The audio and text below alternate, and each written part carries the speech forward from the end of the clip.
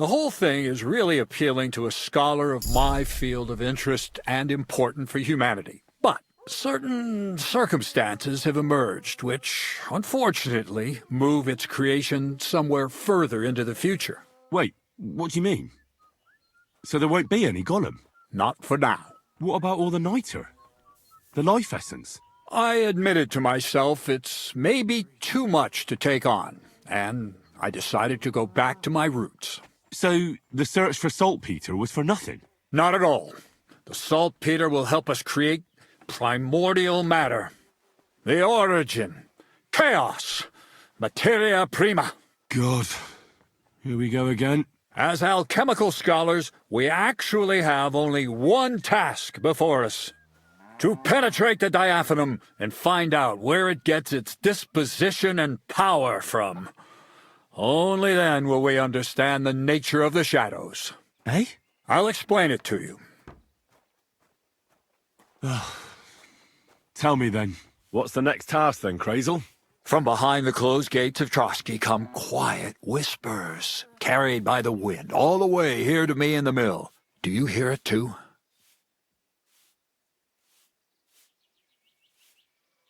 No. I reckon my ears aren't that good. Scribe Erezim received a trunk from Prague, and in that trunk was... The document of Hermes Trismegistos? No, a book, and from an author more venerable than Hermes. It's thin, with a sand-colored cover, embossed.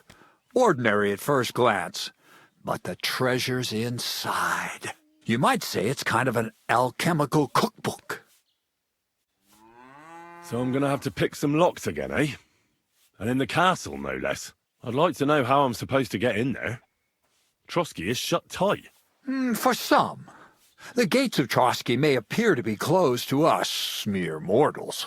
But why try to force your way in when there's a person they'll invite in themselves? What person? Hold on, we'll get to that. We've got the Samine wedding coming up. I can't wait to try out my new potion against drunkenness there. What about you? You still need to get there?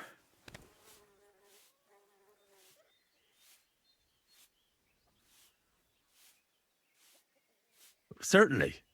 It's why I decided to work for you. Or have you forgotten? I hope your promise still stands. Of course it does. What do you take me for? Start getting ready. You've almost got a fine outfit, I see. But it still could be a lot better. Ad charisma tuendum. Say a prayer to St. Paul. Maybe he'll send you a few nice things from heaven. So you'll really get me into that wedding? Am I dreaming? No, you're not. But before you start celebrating, we won't be going by ourselves. We'll have company. Or, to be more exact, the two of us will be accompanying a certain person. Me as a friend and host, and you as a bodyguard, loyal servant. Call it what you will.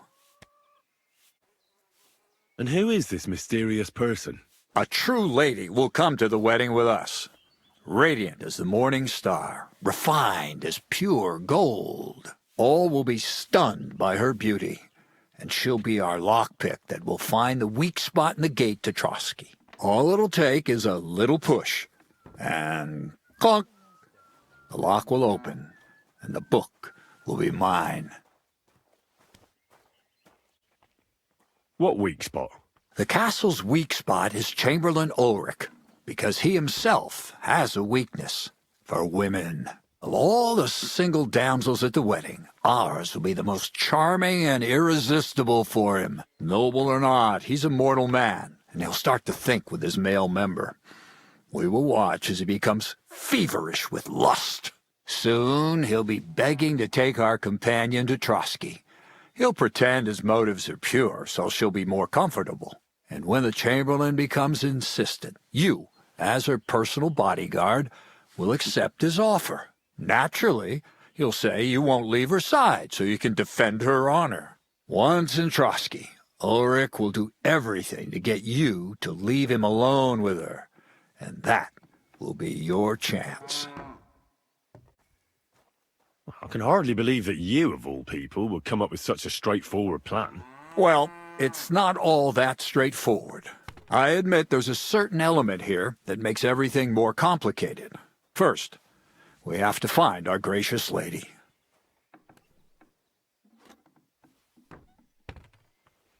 What? Look, she doesn't have to be a lady per se. We just need a wench with a pretty face. We'll get her a nice dress, some perfume. She doesn't even have to speak. We'll do the talking.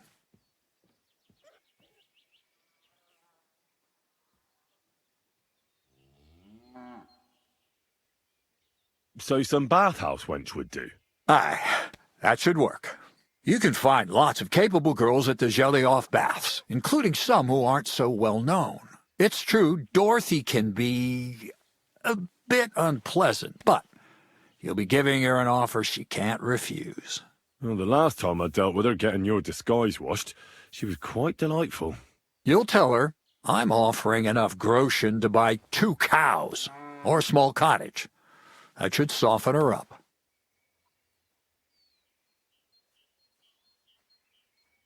All right, I'll take care of it.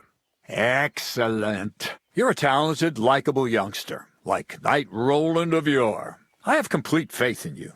And don't forget, we're going to need to dress the girl up and make her smell nice so she comes across like a real lady. So, stop off at Troskowitz as well and get her a nice brocade dress and some long-lasting perfume. Mintha would be ideal.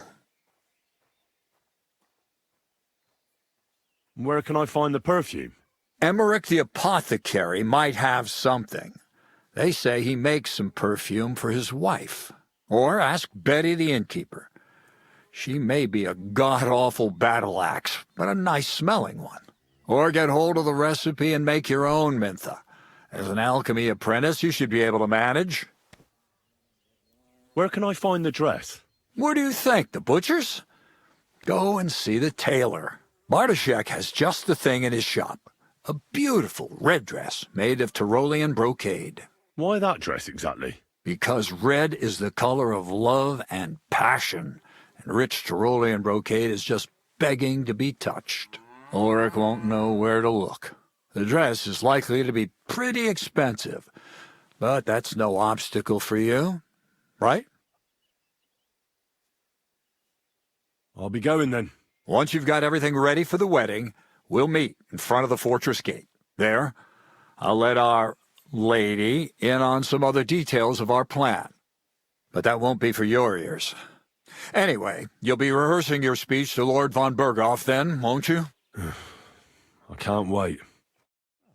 What a nice day. Okay.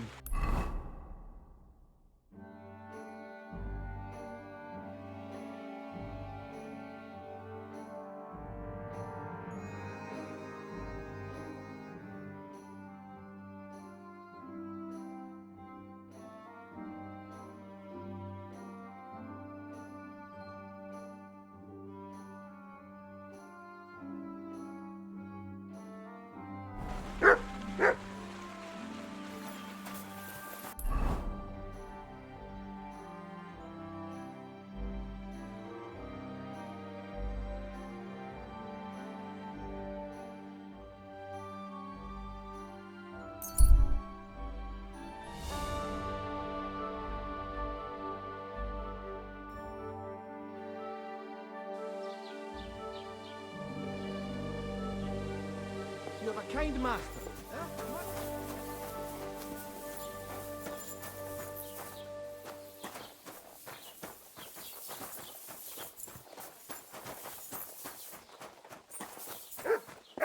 What's that sound? Did I thought someone was creeping.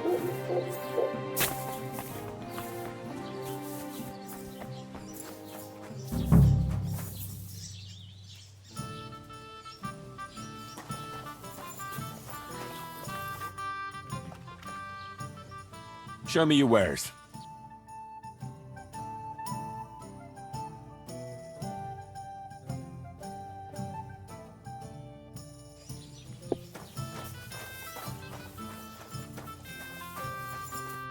Greetings. Do you need something? I heard you swear by the alluring fragrance of Mintha. Only the finest quality, Mintha. And now that I've been invited to the wedding, I'm keeping a close eye on my last 2 files. Do you like it? I do.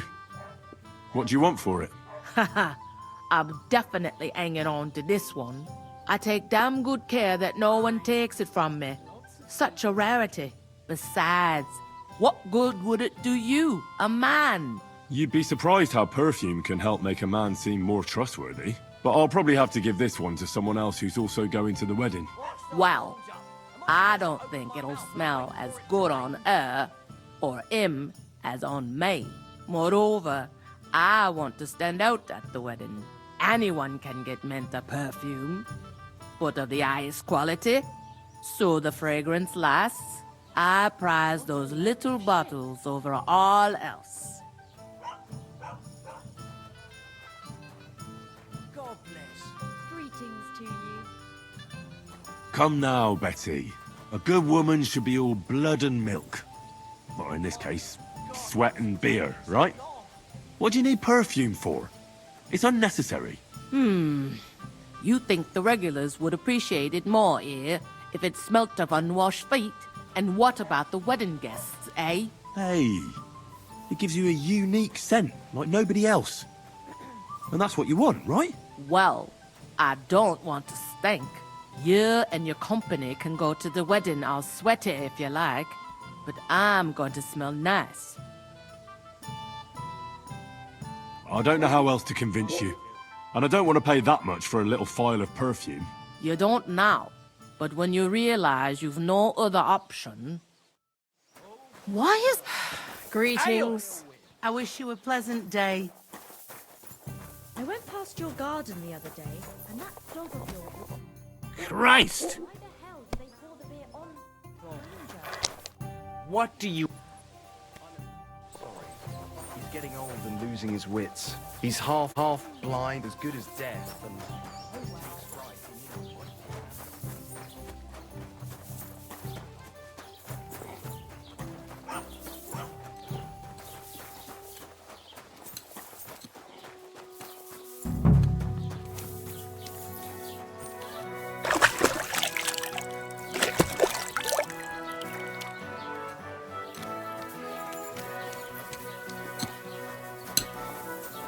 Greetings!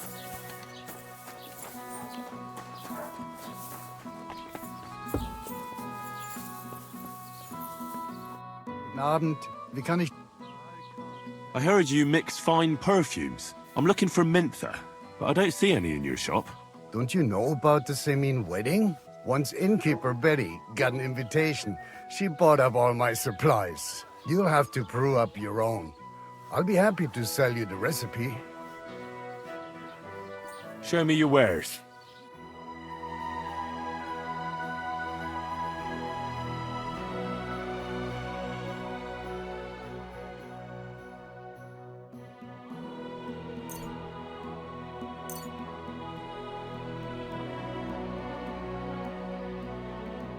I'd like to discuss the price. Was soll's? Warum nicht?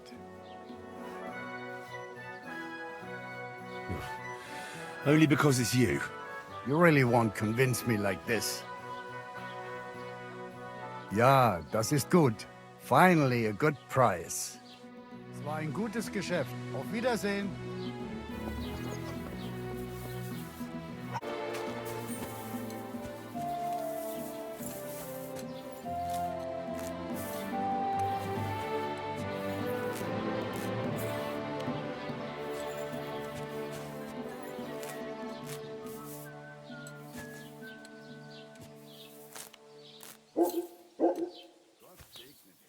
Greetings to you.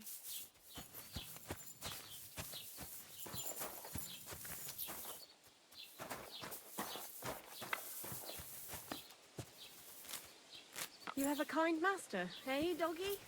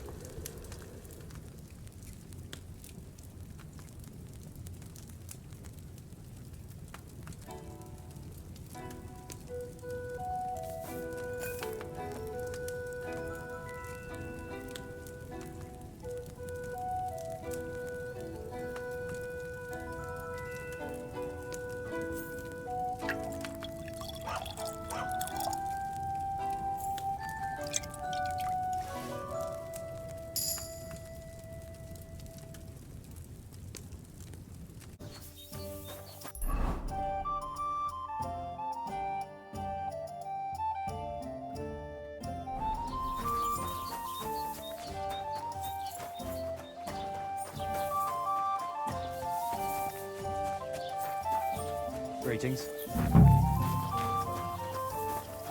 What are you doing here?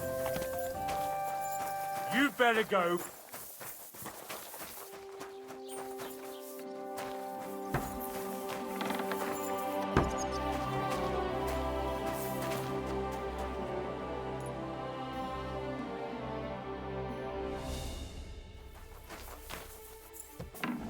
Greetings to you. What will it be? I need something repaired.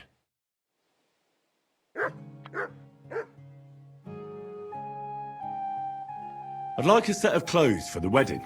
You've come to the right place. I'm sure you'll find something you like. And when you change into it, I'll tell you right away if it's appropriate for the wedding. I know what I'm talking about. I'm invited too. I sewed clothes for the groom. What do you think? Can I wear this to the wedding? You look nice, but you really shouldn't go there in armour. They wouldn't even let you pass the gate. Do I look good now? I don't want to embarrass... Magnificent! I couldn't have picked a better outfit myself. I think you're ready to dazzle them all.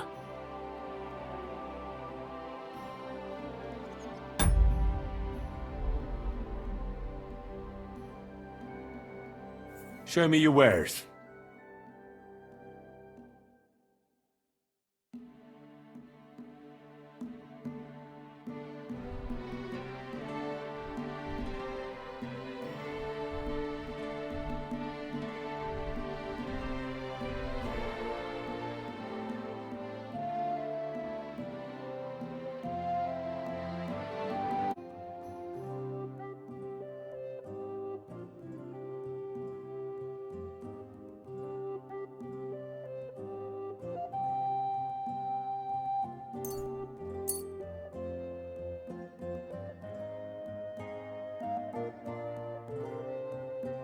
I was glad to be of help to you, good sir.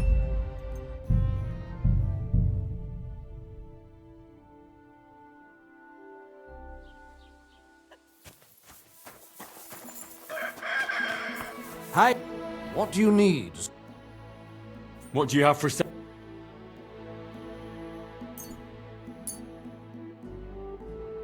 A word about the price. Sure. Why not?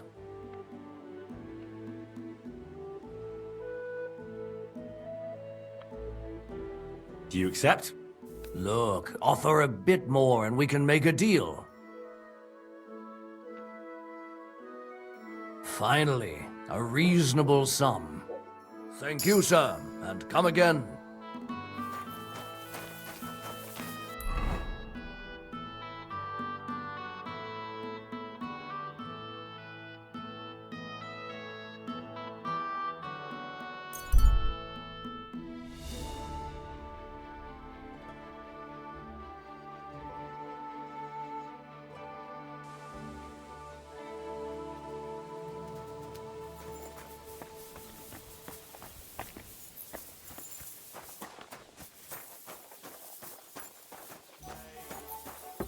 God bless you.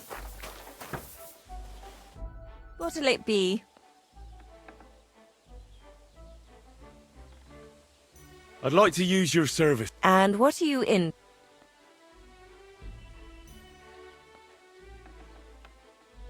Prepare me a hot bath and wash my clothes. All right, but money... I'll gladly pay you. Great. My girls will take good care of you, Henry. Whew, that dirt just didn't want to come off. But nothing we couldn't handle, sir.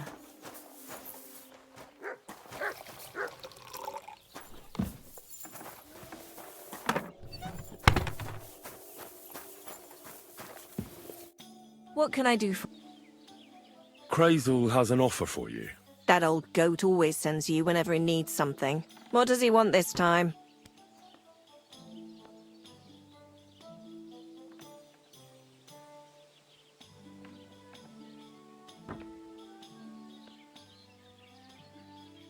He's looking for a pretty girl.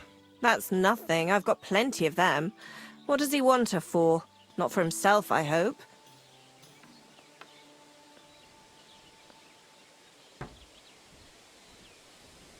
Aye, more or less. What do you mean, more or less? Does he want her for himself or not?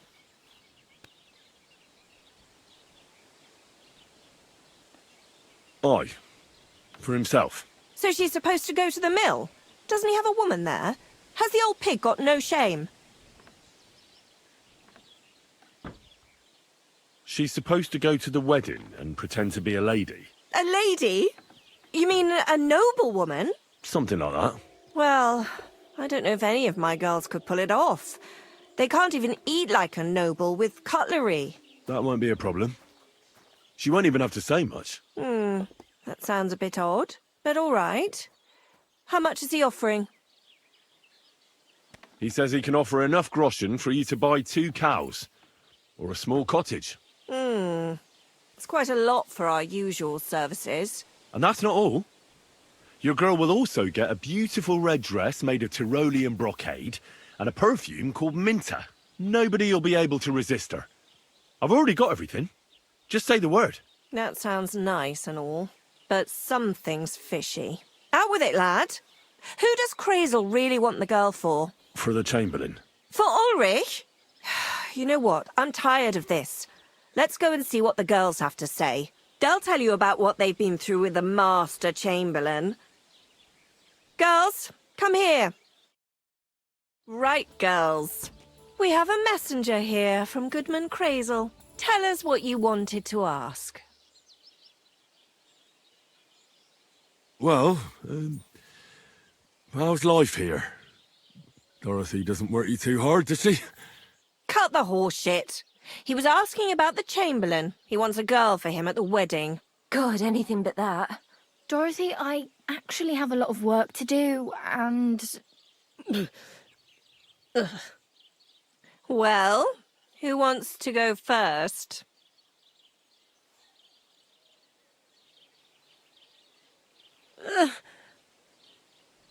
Anna. What should I say? What should she say?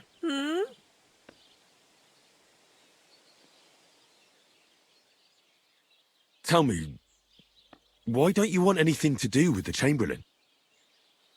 Well, the Lord Chamberlain invited me to Trotsky, and the girls warned me that it would be different to what I was used to. So I asked him if I should take a different soap or something. Or does the Master Chamberlain not like silk? Or if his bed is hard and my back will hurt. If only.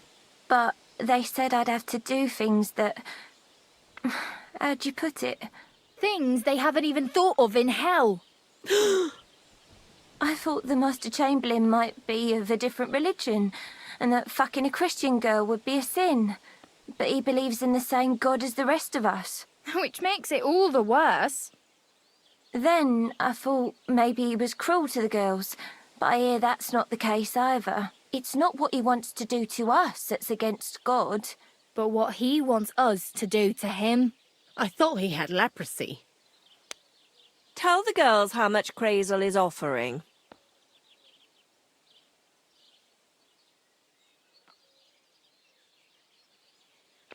Enough that you'll be able to buy 2 cows. Or even a small cottage. Not bad, eh? Well, is anyone willing to go with the Chamberlain? Not even for a golden goose. I'd rather be celibate. I thought he had leprosy. Aye, but it's a tidy sum.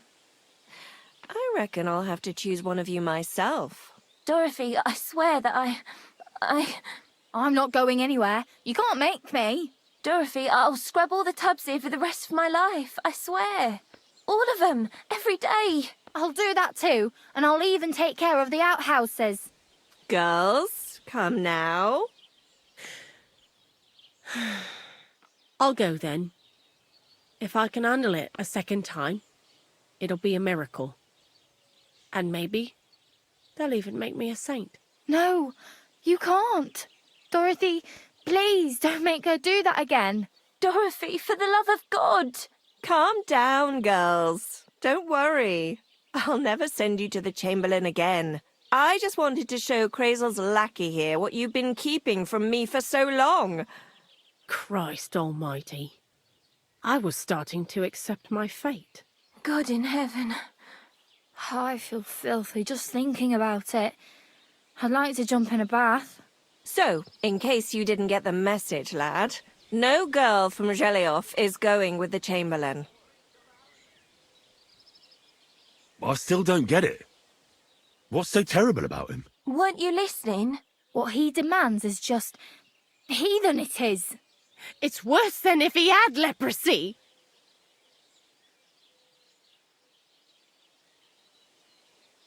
Does he like it when it hurts? If only. That would be a doddle. I'd go with him twice if that's all it was. You don't want to know, believe me. All right. What am I supposed to do now? Do what you like. We've said our piece. Go and find some heathen girl. A harlot like that came here recently, asking for work. She was from them nomads. Aye, I remember her. Nose in the air, talking fancy like some scholar. She introduced herself as Enneleyn of Winterthur, like she was some noblewoman. I didn't trust her for a moment. She was pretty, though. There's no denying that. I wanted to give her a chance, but she asked for so much coin. I thought I must be hearing things. Try asking after her in the camp. Maybe she's got a stronger stomach than my girls. Poor thing. I'll pray for her. Well, thank you.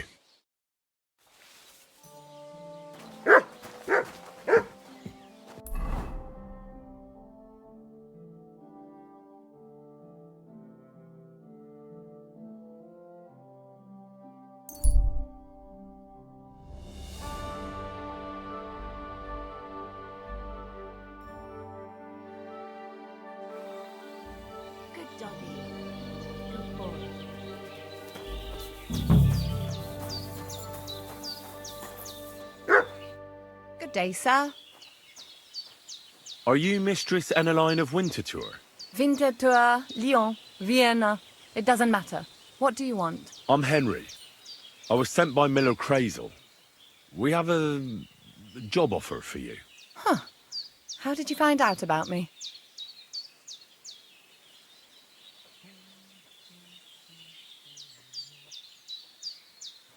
Your reputation precedes you, miss. All the way?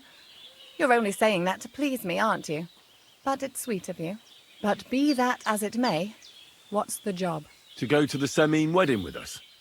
As a companion. A wedding, you say? The last time I was at a wedding was in Nevers, France. I had to sing there. I'd like to avoid that this time. You don't have to sing. Or even say much. All you have to do is behave like a lady. Behave like a lady? Do you mind? I am one. Or hadn't you noticed? Sorry. I didn't mean it like that. Huh. All right, then. How much?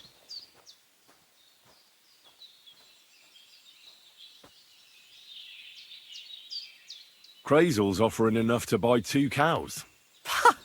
Cows? Me? I was offered an estate for my services in Antwerp, and a 30-foot gondola in Venice. Although this is only Trotsky after all, I can't expect too much in this backwater. All right then, I'll do it. But first, tell me this. What can I expect at this Semine?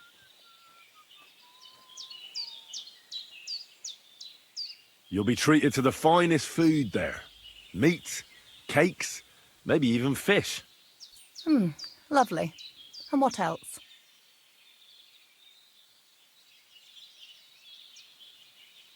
Well, the stables in Semine are renowned. The groom will certainly show you the finest horses they have. They might even let you mount one. Tempting. Tempting. And what else?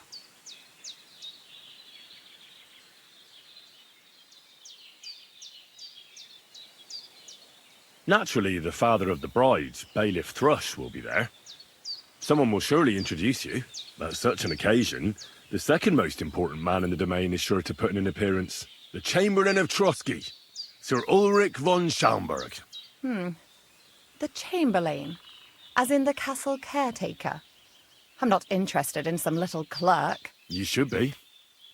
He's the one Kreyzl wants you to pay attention to at the wedding. Pay attention? How?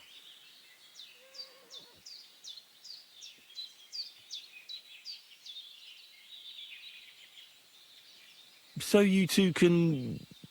how can I put it? You know, get friendly. Intimate. In a romantic way, if you get me. I beg your pardon? Do you take me for some cheap whore? A harem girl? A brothel wench? A bathhouse hussy? I'm sorry, but... Silence!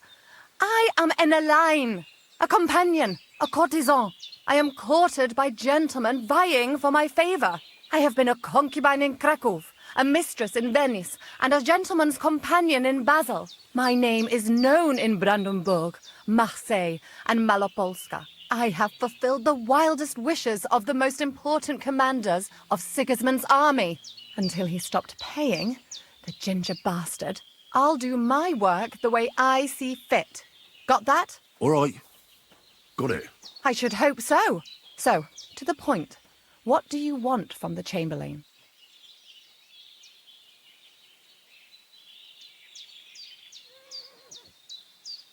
Kreyzl will tell you himself. Before we go to the wedding. You men and your secrets. All right then, I'll wait for Kreyzl. But why not? I expect it won't be anything too complicated, and the coin is certainly worth it. Not so fast. It won't be that easy with the Chamberlain. Why do you think that?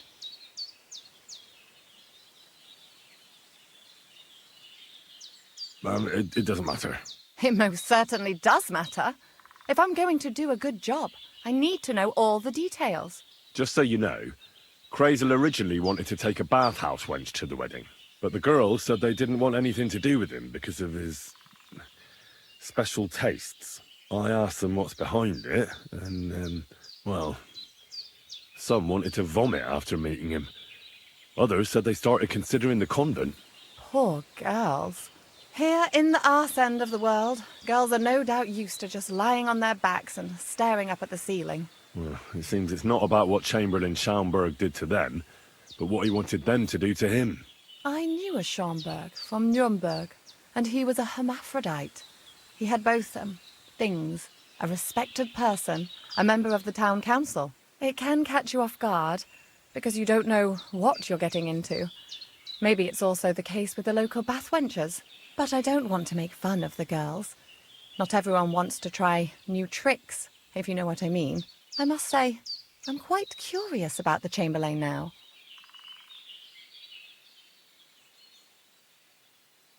You're taking it bravely. Believe me, it takes a lot to shock me. I'm not easily frightened, and just in case, there's this potion I carry around.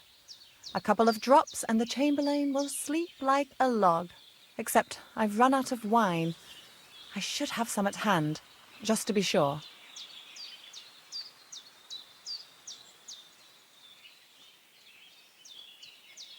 There'll be lots of wine at the wedding.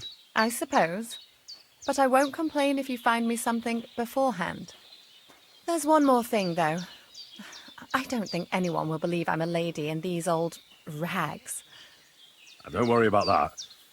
Kreyzl told me to get hold of a dress and some perfume for you. What dress? A red one. Tyrolean brocade. Brocade. I like it. Kreyzl clearly knows what he's doing. I've got hold of the dress for you already. Clever boy. I can't wait. Are you going to the wedding as well? As your bodyguard. Well, well. Don't you look nice? With a bodyguard looking like that, I'd have to shine like a gem as well. And as for that perfume, it ought to be one that lasts a long time. Kreyzl suggested Mintha. I'll take his word for it. I've already got it for you. Come on then, show me. About the things for the wedding. Yes. I brought you some wine.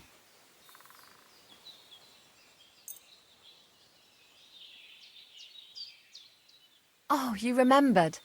Thank you. A trifle. I have a dress for you. What do you think? My, oh my, that is very pretty. Fine handiwork. I'd tidy up the seams a bit, but so be it. We're not in a city, let alone Innsbruck. Thanks.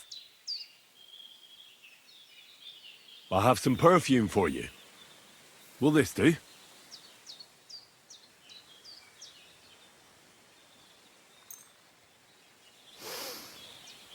My God! It smells just like the yellow headband I wore in Pisa. It brings back memories. Thanks. I've brought you everything you asked for. Are you ready to leave for Semi? I am. Once you're ready, just say the word.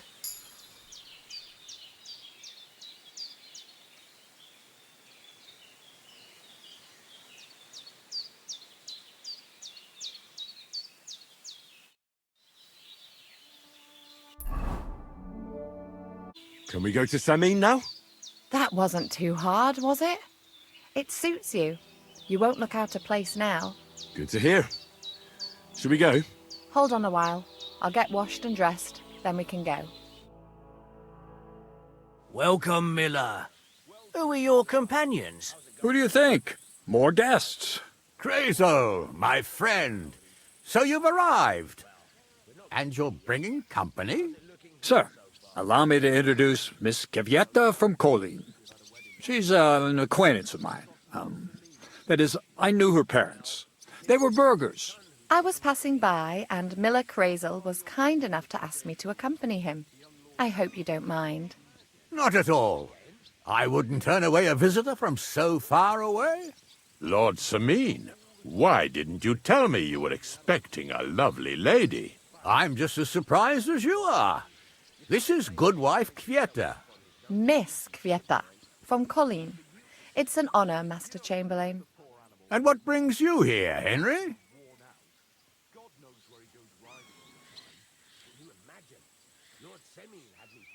I'm escorting Miss Kvieta here. I asked Henry to chaperone Miss Kvieta. She doesn't know anyone here, so I didn't want to leave her alone. The services of your lad will not be required. I'll be happy to take care of Miss Kivieta. Of course, only if she wants to. It would be an honor, Master Chamberlain. You can leave, boy. But, Master Chamberlain, you wouldn't just send Henry off, would you? There's plenty of food and drink, and my door is always open for Henry. Thank you. What about Lord von Bergov? Has he arrived yet? I'd love to meet him. The Royal Chamberlain is certainly not interested in the likes of you, boy. Well, he hasn't arrived yet anyway. I'm sure he'll come. You don't have to worry, sir. I hope so.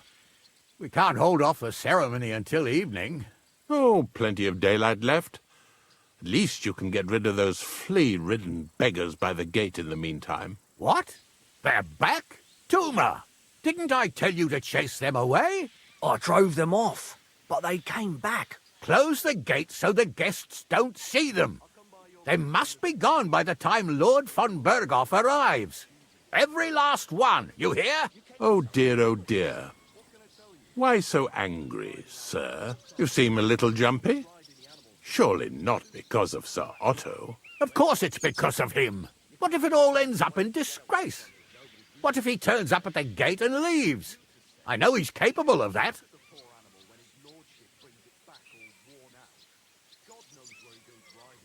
Is there anything I can do to help? Thanks, but I can't ask that of you. What kind of host would that make me? If the boy offers voluntarily, you shouldn't turn him down. If he proves himself, perhaps we can introduce him to Lord von Berghoff as a reward, if that's what he wants. I promise I won't bring shame on you. We'll see. I've got to make some arrangements with the cook, but come and see me later. In the meantime, you can introduce yourself to the bailiff's son, Svartepluk, over there. You're the same age, so I think you'll get along just fine. See now, Henry? I'm sure he could point you out some pretty lasses. There's plenty of other entertainment, too. Bailiff Thrush is holding a dice tournament, and Captain Gnarly a dueling contest. In short, a proper wedding. Eat and drink to your heart's content. Rejoice! It's a big day for Sameen. One more thing, sir. What else? Did I forget something? They're, weapons. Yes, of course.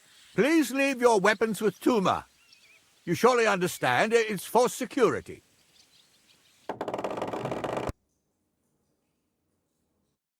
So, if you want to get out of here, you'll have to make amends and work off your debt. For a start, you can carry all the charcoal from this wagon up to the store.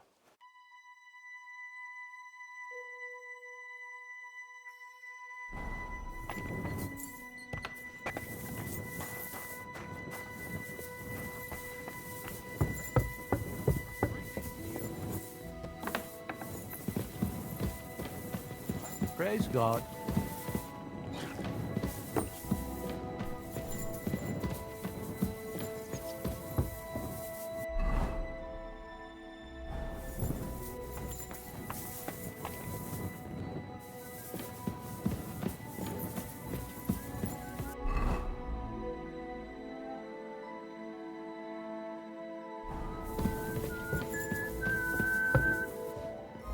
I apologize.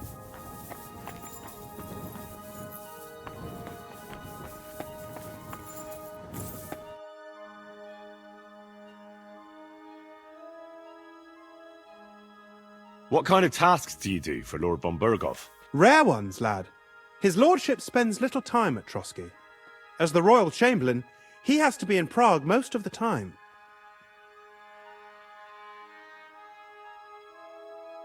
What does the royal chamberlain do? I understand, lad. You're asking about his authority, eh? Yeah, exactly. I don't know anything at all about him. Sir Otto von Bergo is the royal chamberlain. Subcamerarius, in Latin. He's one of the 9 most powerful officials in the kingdom. He manages the royal towns and monasteries, approves the councillors and abbots in them, and appoints the royal judges. Why does Sir Otto have to be in Prague so often? Because that's the seat of the royal court, and our lord is one of the highest royal officials. Praga caput regni, young man. Prague is the heart of the kingdom. All the political threads come together there. It's where they handle administration of the country. If you want to be somebody, you have to go to Prague, or to Moravia, to that traitor Jobst of Luxembourg. Excuse me, but why do you consider Margrave Jobst a traitor? And what else should I call a person who only looks out for any chance to benefit himself? But now he's fighting for King Wenceslas, isn't he? Jobst has changed sides so often it's impossible to keep track. But, to give him credit where credit is due, unlike our king, he's a great politician. Wenceslas wasn't even able to hold on to the imperial crown that his father passed on to him before he died. Yes, indeed. One day that bloody Margrave Jobst of ours is going to make it big. He might even become the emperor himself. Why doesn't Lord von Bergov free our King Wenceslas from captivity in Vienna? He's powerful enough for that, isn't he? It's politics, boy. Pure and simple. I understand, but could you explain it a bit more for me? Why did they take our king captive? And why did the Czech lords let Sigismund spread all over the country like a plague? That's complicated. Back during the reign of both kings' father, Emperor Charles, the nobles gained great wealth and power. And when young Wenceslas came to the throne, he didn't have enough experience or courage to stand up to them. That's why he surrounded himself with faithful lower lords and entrusted them with all the royal offices. I reckon the high nobility didn't like that, eh? You're damn right they didn't. They conspired against the king and established their League of Lords. That started a protracted war, dragging the king's cousins, Prokop and Jobst of Luxembourg, into it. But King Wenceslas was stubborn, unyielding, and, unfortunately, also often drunk. He preferred to run away from politics to wine, women, and the hunt. It was only a matter of time before the lords conspired with his brother, the Hungarian King Sigismund. A year ago, they got together and captured Wenceslas in Prague, and Sigismund had the royal castles occupied by his allies. They secretly took the king to Vienna, where his brother is still holding him firmly under lock and key. So von Bergov and the others want Sigismund to be king? Not at all. Soon they discovered they'd miscalculated, and that Sigismund wanted the whole country for himself. And now, they can't agree on what to do about it. I think that's why Lord von Berkhoff received your message. He's trying to find new allies among the lower nobility. Who are among Wenceslas's opponents? Who do you think? All the nobles in the League of Lords, of course. The most powerful are Henry of Rosenberg, Henry of Hraditz, Boresh of Riesenberg, Bohuslav of Schwamberg, and our Sir Otto von Berghoff, too, so far. But we serve Sir Hanush of Lipa and Radzig Kobyla. Exactly. They're representatives of the lower nobility, who always stood faithfully by Wenceslas because he handed out royal positions to them. Ah, damn politics. On the contrary, boy. It's only thanks to politics that von Berghoff didn't send you two to the gallows straight away. I heard some interesting books from Prague have arrived at the castle. There's one I'd like to borrow. An alchemist's cookbook. A sand-coloured cover, embossed. Yes, several rare and astonishing books have arrived from Prague.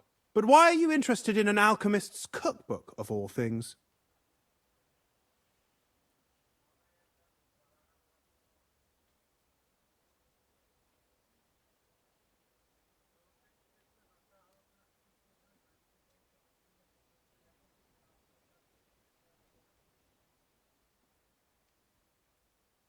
So I was wondering, where do you keep books here at Trotsky? You didn't answer me, but so be it.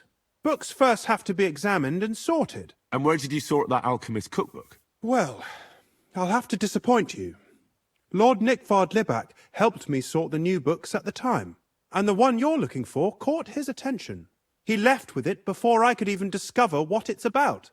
All I remember is the author's initials, B.B.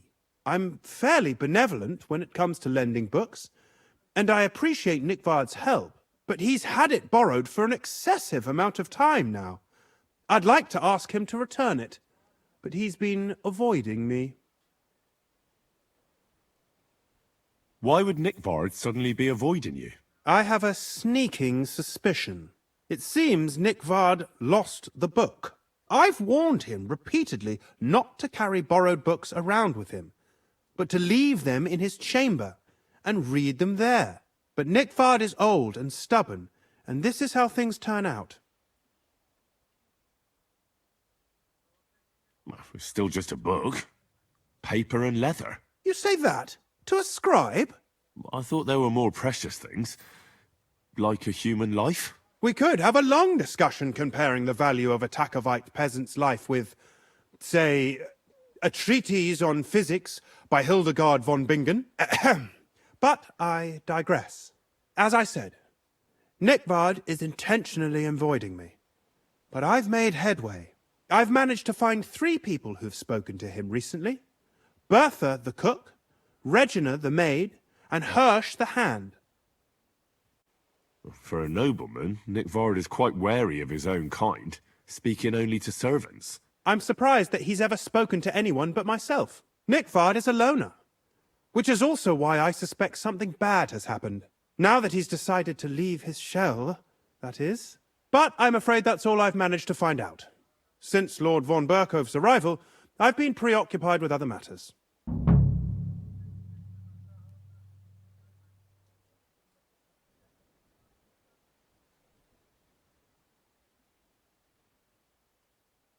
I thought you had the book on you.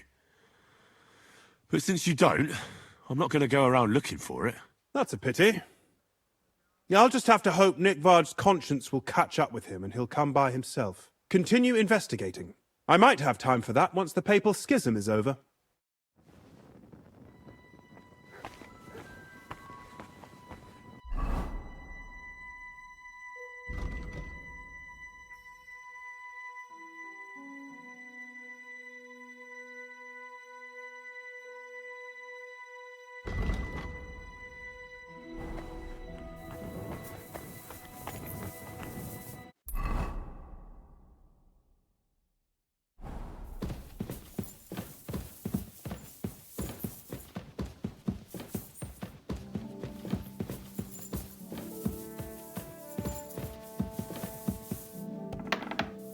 Good to see you.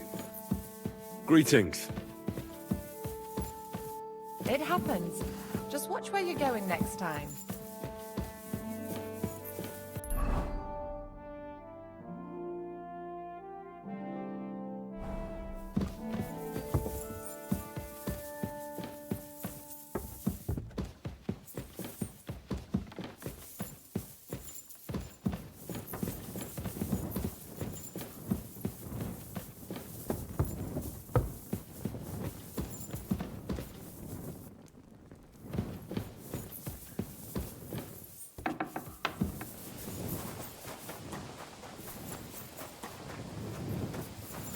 Excuse me.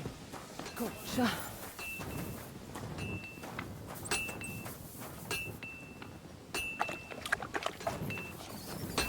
Jesus Christ be with you.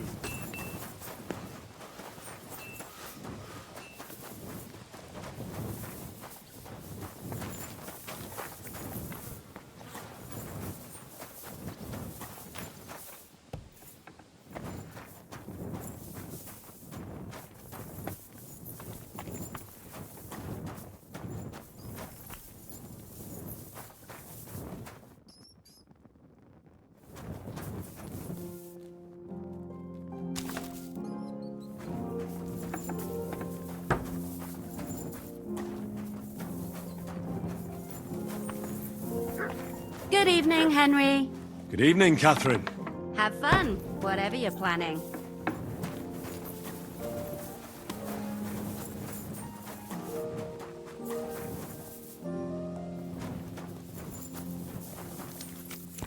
What would you like?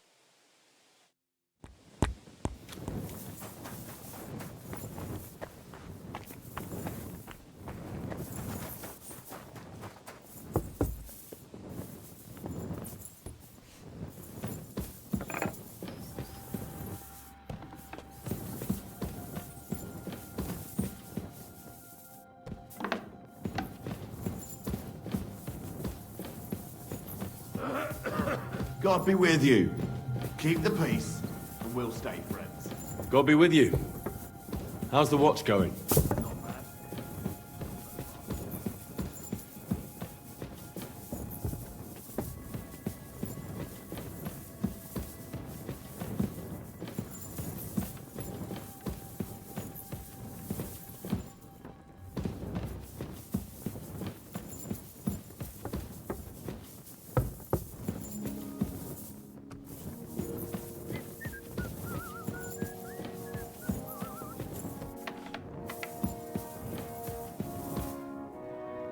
I'm sorry.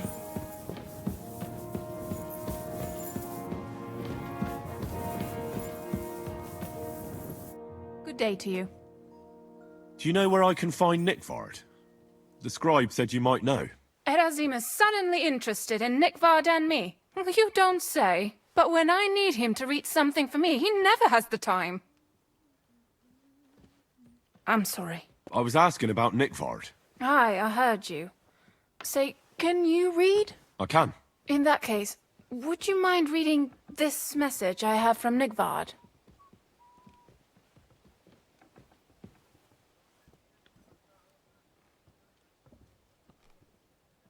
Show me.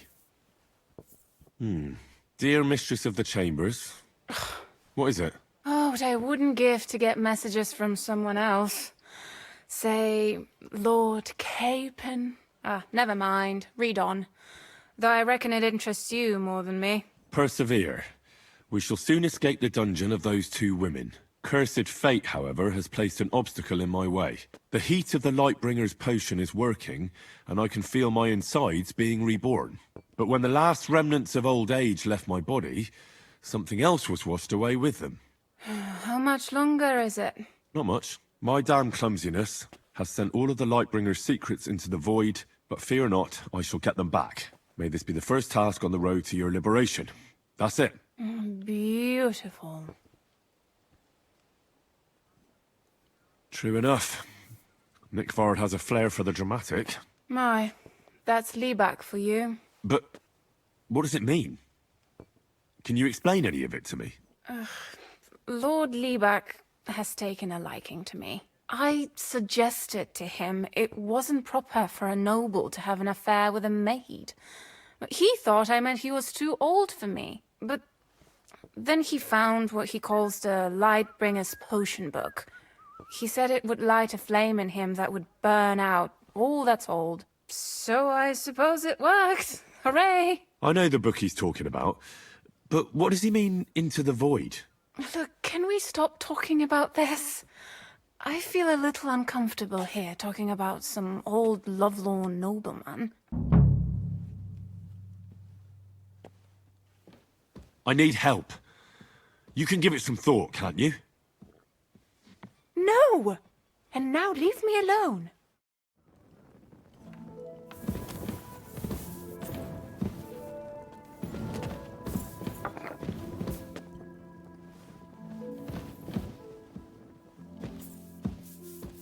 What are you trying to say?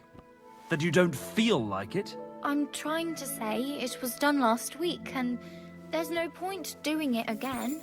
If it's as you say it is, then you're probably right. And I'm glad you weren't afraid to pipe up. Well, I was afraid. But doing pointless work struck me as even Greetings, worse. dear. Just so as you know, sir, I'm not afraid of work, but it has to make sense. Glad to hear it. So go and do something sensible.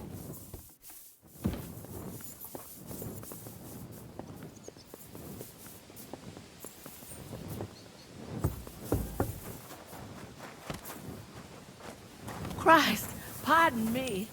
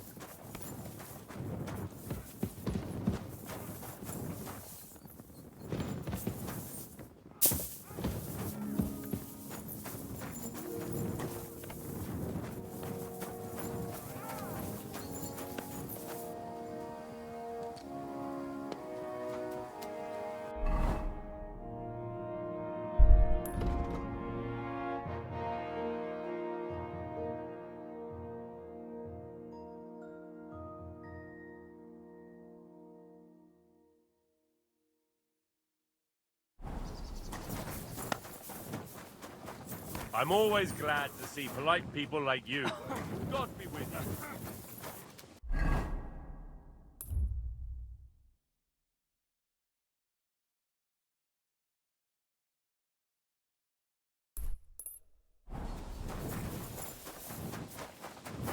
I'm sorry.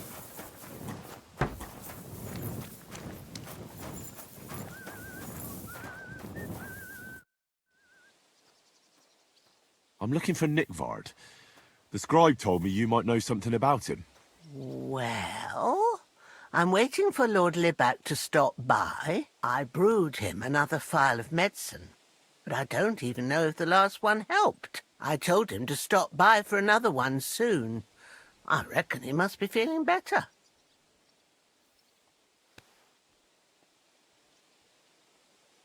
Did he say where he was headed? I can't say.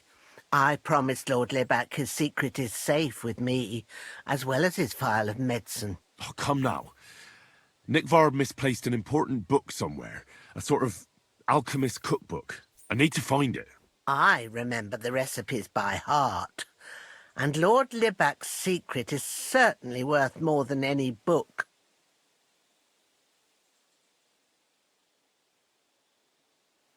Listen, Bertha.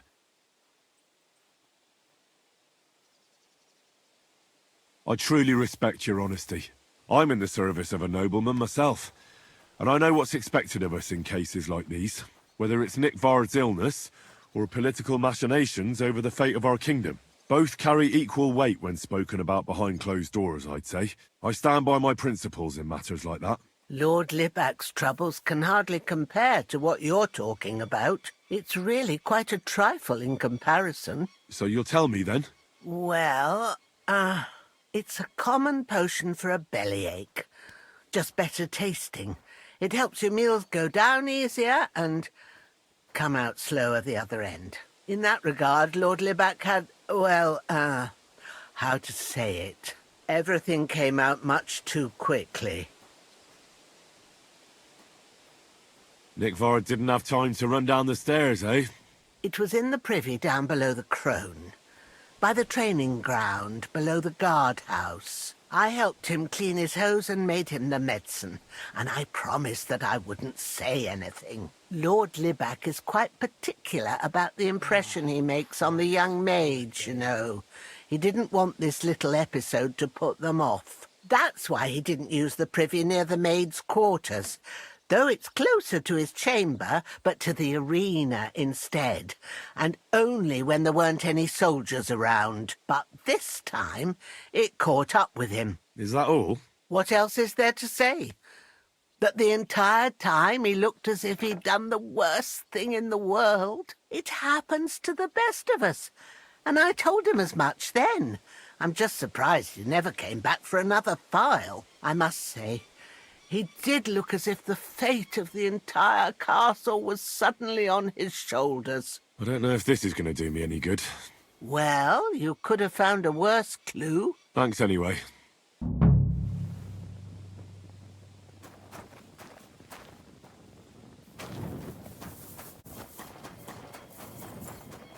I'm always glad to see polite people like you.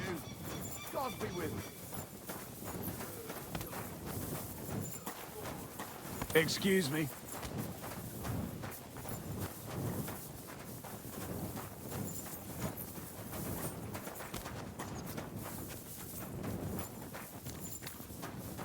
What are you here for, friend?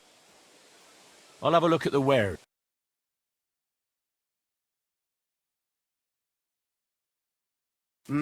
What can you do, sir? Maybe next time. Excuse me. Don't fuck it up now.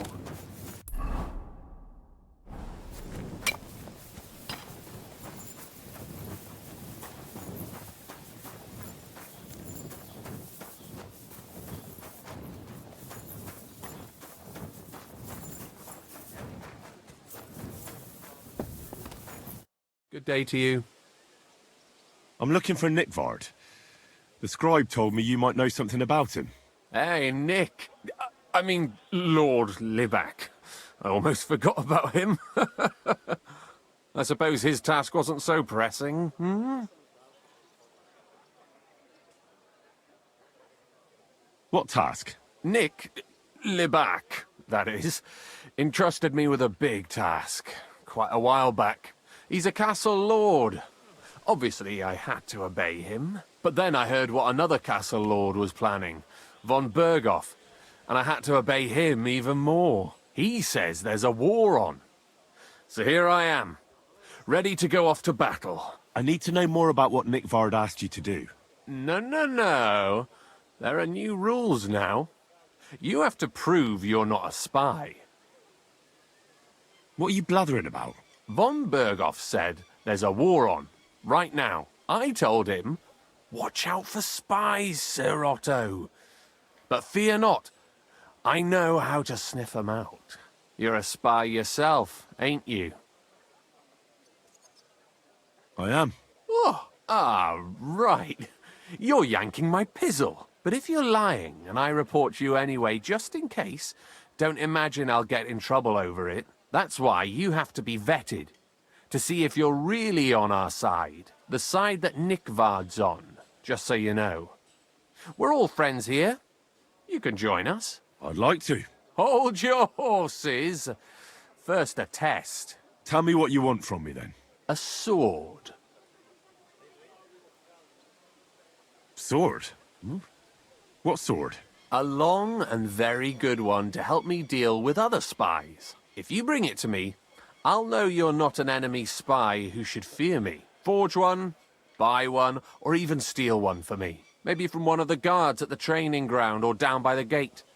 During the day, they're not in the towers anyway.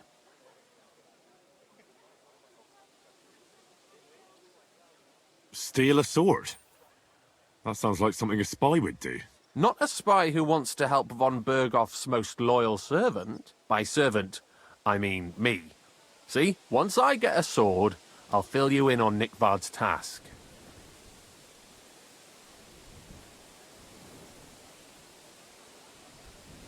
Listen, Hirsch. Don't try any word games on me. Persuasion, threats, I know about them spy tricks. Deeds talk louder than words. For example, like bringing me a sword. I'll gladly give you some groschen to buy your own sword. Only spies pay bribes.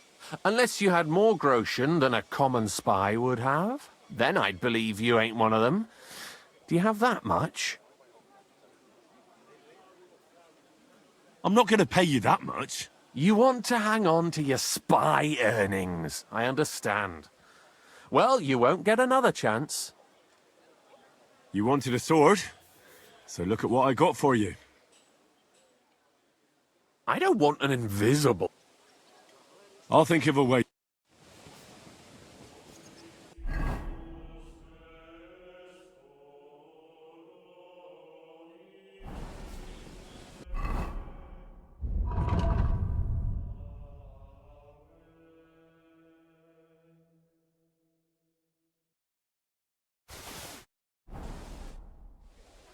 About Nikvard. Got that... You want... I don't want an... I'll think of...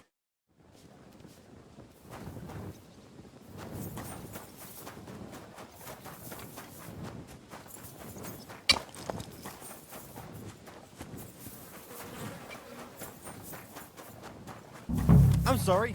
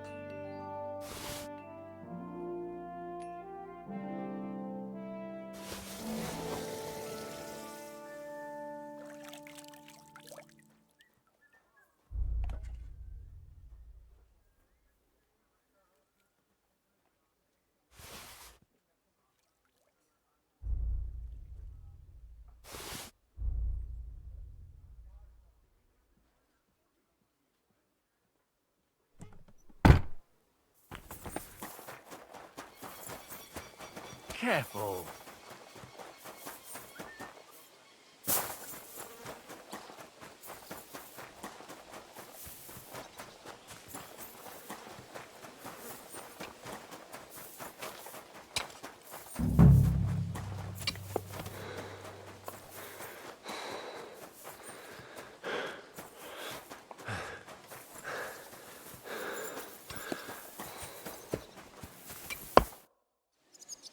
About... Got that?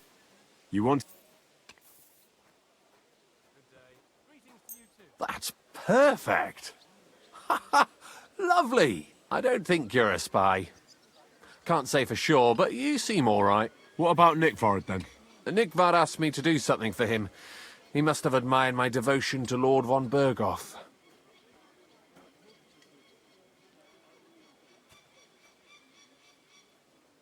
Either way, Nick looked troubled and not very healthy. He wanted me to fetch him something he lost outside the castle, and I told him I would. At least I could check to see if anyone was sneaking around about the castle. But then Nikvard clutched his belly and ran off. So I never found out what he wanted, or from where. That's all? Aye. If you run into Nikvard, ask him if he still needs it or whether he found it himself. I'll be going into war soon, so I don't have time for these things, see? I'll tell him.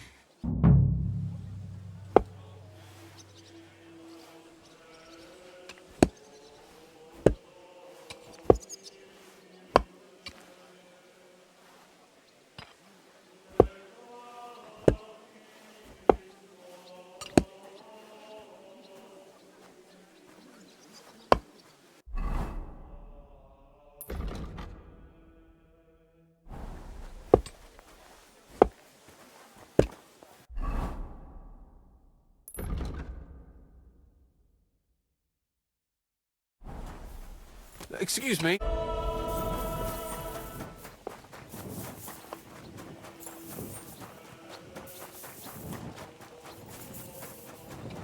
Good day. Did you hear about what happened at the big wheel? At the mill? Yeah.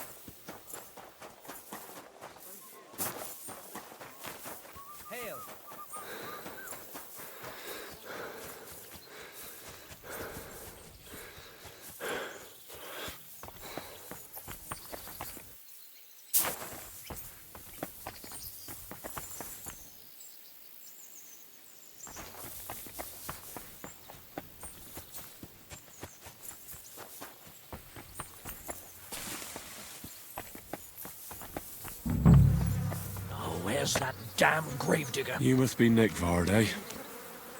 Poor wretch. Ugh, it's starting to stink.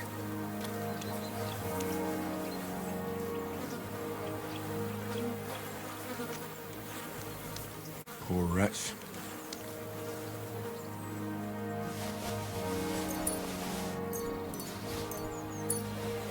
Where's that damn gravedigger? Dorothy, what do you think you're doing? How many more times am I gonna have to poke around in corpses and shit for that damn Kreyzl? Ugh, it's starting.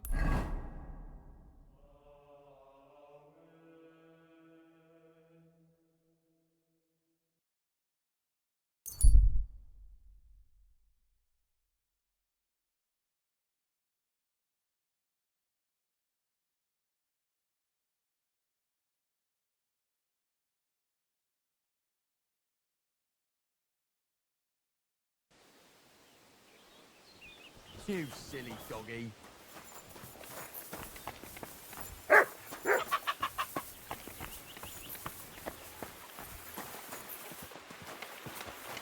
Greetings.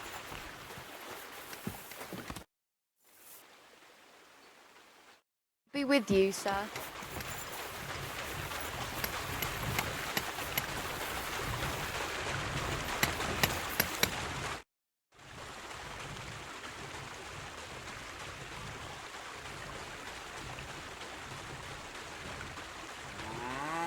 How about some more advice on sneaking around in Troskowitz?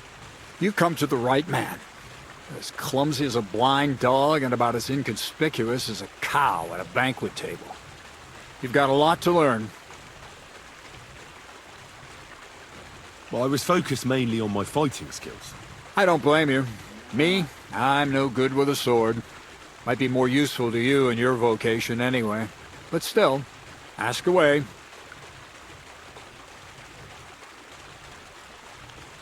What should I wear to be inconspicuous? Something dark and drab would be best. It won't exactly command respect, but at least people won't pay you much attention. Who'd notice someone so shoddily dressed? Just don't go wearing fancy clothes around tramps, or shoddy rags around nobles. You have to be like a ghost that nobody knows about. And a ghost shouldn't get their hands dirty, or bloody for that matter. I've been known to be a bit noisy. How do I stay quiet?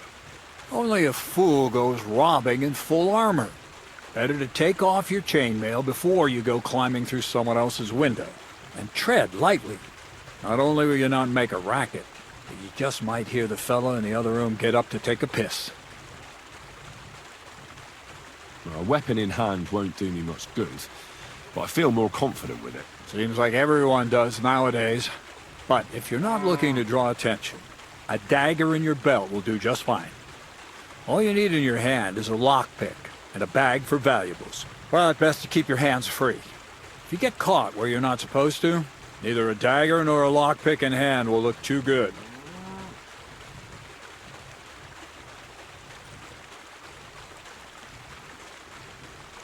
How should I handle light properly? Most guards and people you meet at night are either blind or drunk. The night is your friend. Stick to where the light doesn't shine. Dark clothing help out as well. And only a complete idiot doesn't put away their torch while robbing. And if you know how, brew yourself a Nighthawk. It tastes like piss, but it'll help you see better and keep you from being seen. How should I plan a robbery? Most people have the same routine every day. Pay attention to people's behavior.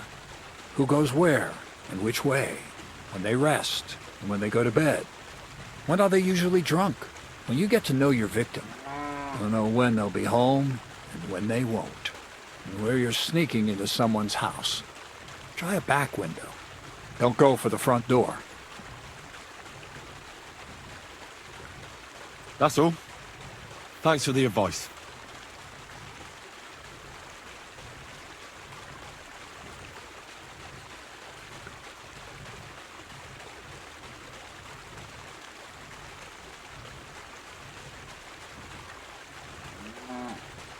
I have the book for you. Well, I must admit, I haven't had an apprentice this handy in a long time. Zinnik has nothing on you. I didn't even look inside. You had a treasure like this in your hands, and you weren't even curious to have a peek? Well, I suppose it's not for everyone. I'll have a look for myself. This really is something. But why is it all covered in shit, for fuck's sake? Let's just say the scribe didn't have it. It actually wasn't even in the castle. Under it, really. Oh, refining saltpeter. Boil wine and alum. Grind. Ah, of course, it makes sense. I'll study the rest on the way.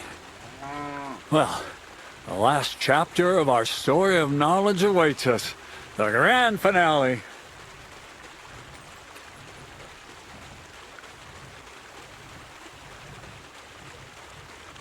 So what now? Do you have another job for me? Charcoal. Sulfur from Hermes Trismegistos. Saltpeter from the carcass pit. As long as Black Bertolt didn't make any mistakes in his calculations, we have everything. What Bertolt? Oh, God damn it, Kreyzl, what's going on here? I'm tired of flying back and forth like a rag on a stick. I won't be led around by the nose. Will you finally tell me what's going on? Believe it or not, all this secrecy had its reasons. But now I don't have to hide anything from you. It's time.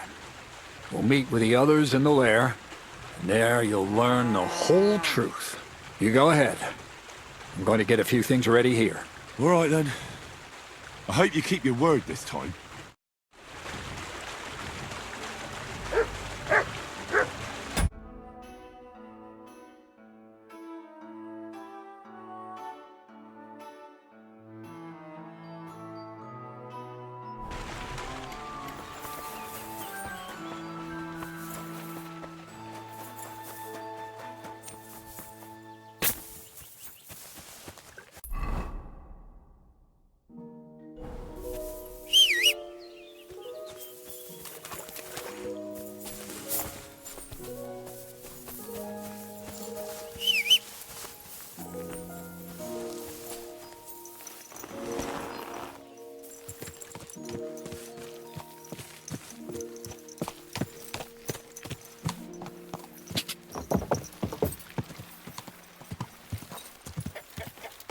Are you blind?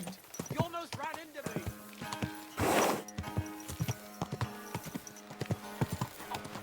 I'm sorry. Watch where you're going! Is this your first time riding a horse, you moron?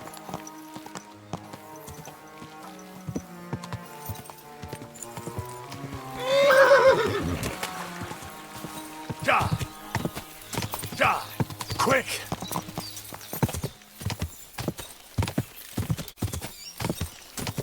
Whoa! Whoa!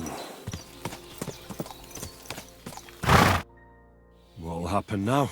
Our last supper, with only one but very filling course, awaits us. Kreyzl, please. For once, just once, tell me what's actually going on. And rob myself of enjoying your blissful ignorance? Not a chance. Tell me yourself, what do you think is going to happen?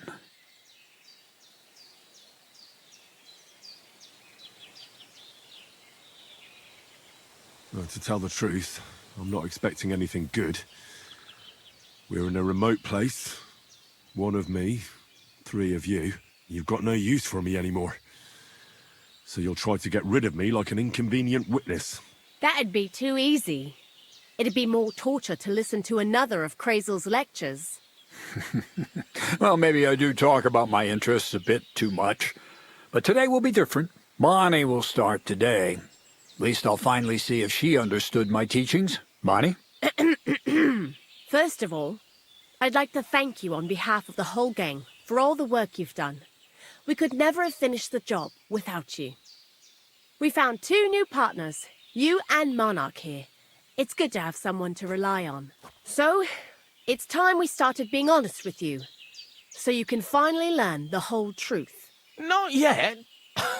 Let's pull up that uppity bastard's leg a bit longer.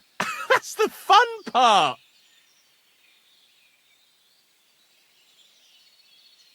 One more word, Zinek, and you'll get one on the nose. Calm down, friend. I'm just kidding. Tell him then, Bonnie. This whole time, you've been collecting ingredients and clues for us. But, so you wouldn't go nosing around, we always told you it was for something different than it actually was. The miller here calls it tackets. Tactics, you idiot. And everything worked out according to plan. So today we're finally close to our great success. With the help of Hermes Trismegistos and his successors, we'll finally complete the dream of all alchemists. Our magnum opus. Exactly, Bonnie. Magnum opus. A great work of alchemy. You're trying to make the Philosopher's Stone. I see you've learned something after all. But no, the Philosopher's Stone isn't our goal. Let's see then, Henry. What is it you think we're making here?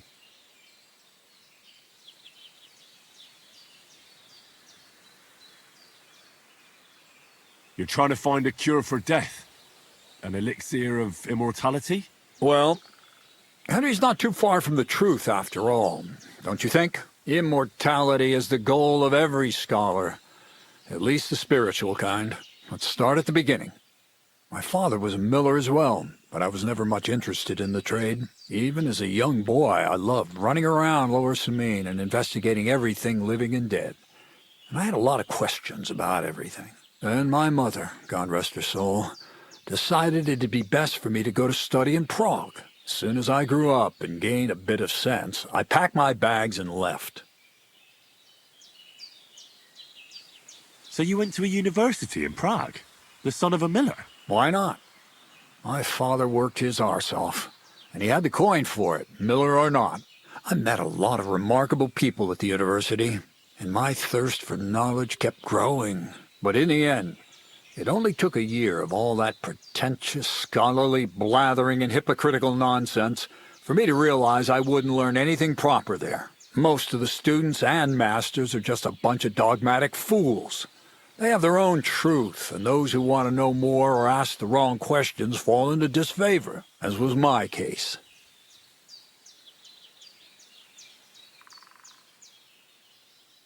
And what about your thirst for knowledge? I realized I didn't need the university for things that are truly important. The most important science is not subject to any religious dogma. And, of course, it's not taught at any university.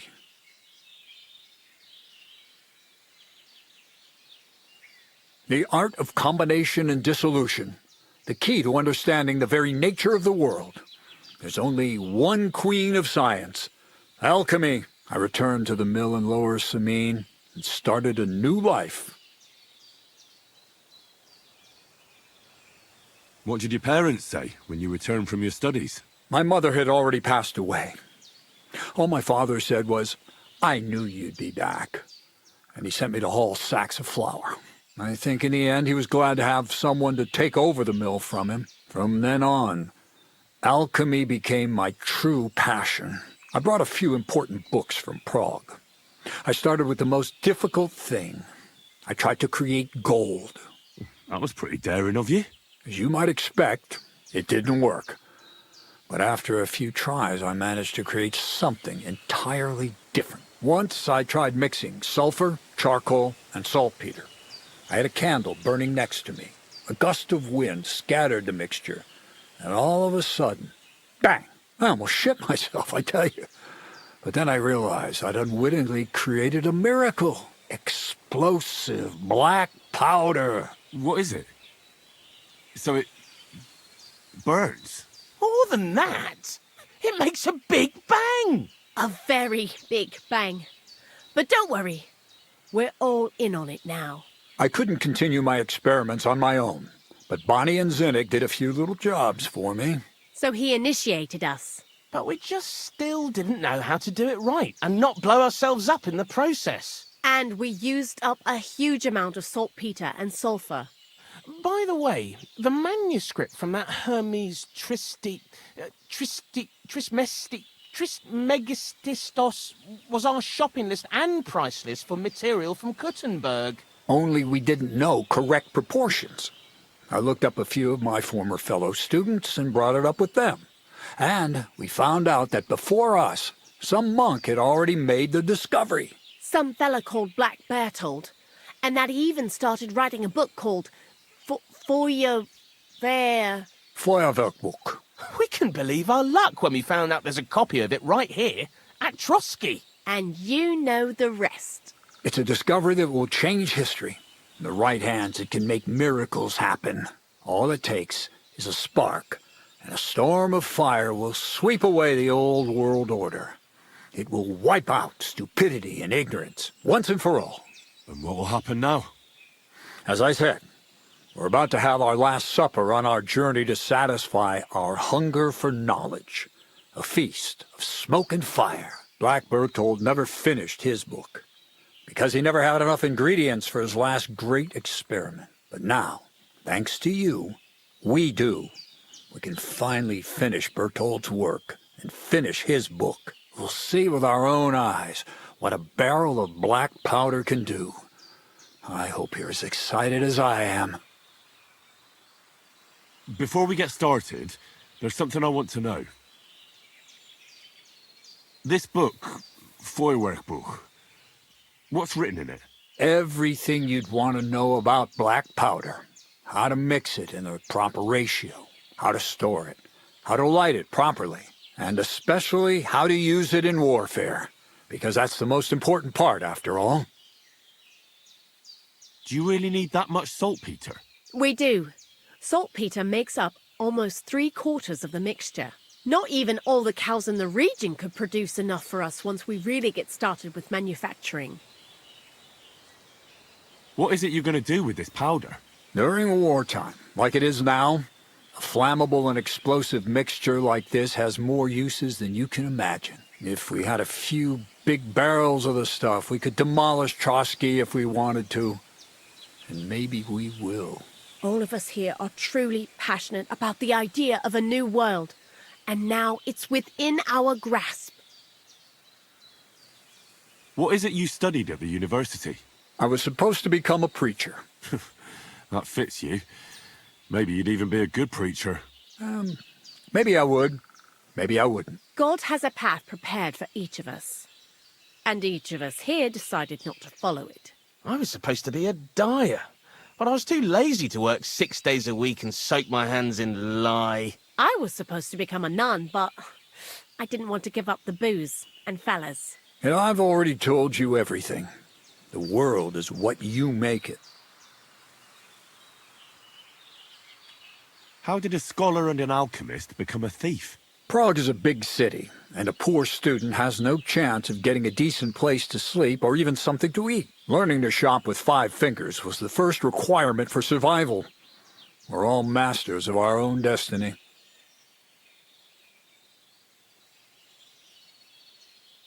I've heard enough. Now I want to see that with my own eyes. Let's do it then. Bonnie, is everything ready? Indeed it is. We can get started. Long live the beautiful new world.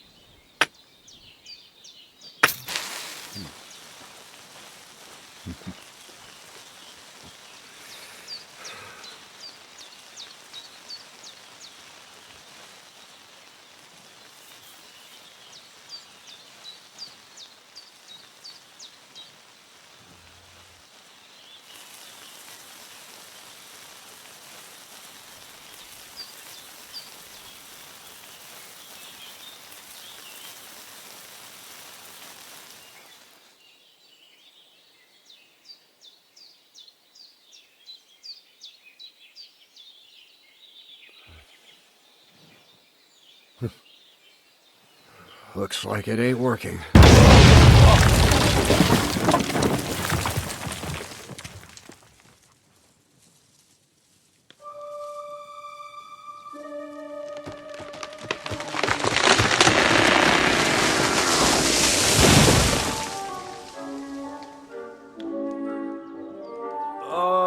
I'd say it works just fine. This will change history. What? I can't hear a thing. But I'd say it works just fine.